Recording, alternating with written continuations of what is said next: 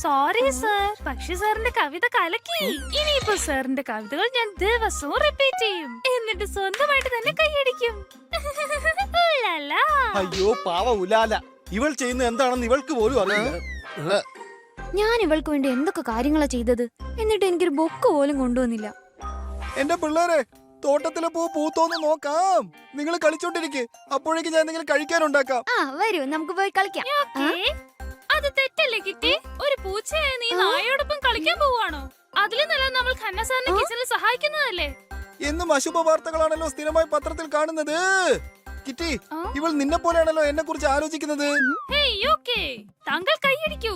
What a cute Khanna sir. ഉലാലാ. കൂട്ടുകാരെ, എനിക്കെന്തോ പന്തികേട് തോന്നുന്നുണ്ട്. കുട്ടിക്കാലത്തെ ഈ ഫ്രണ്ട്സ് കിറ്റിയുടേതാണോ കന്ന സാറിന്റേതാണോ? ഇവള് വന്നപ്പോ തൊട്ട് ഞാൻ ശ്രദ്ധിക്കുന്നതാ. വാ പോയി നോക്കാം.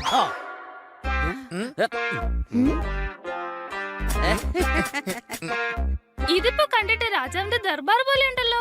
ഇവിടെ ഉണ്ടാക്കുന്ന ചായക്കും ചിലപ്പോൾ 5 സ്റ്റാർ ഹോട്ടലിലുള്ള അതേ ടേസ്റ്റ് തന്നെ ആയിരിക്കും. ഇവിടെ മിക്കവാറും ഞാൻ തന്നെ സ്ഥാനം ഉറപ്പിക്കും.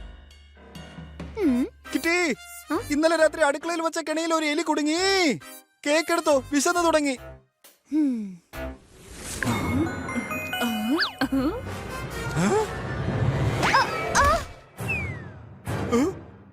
ഖന്ന സാറേ, സൂക്ഷിച്ച്.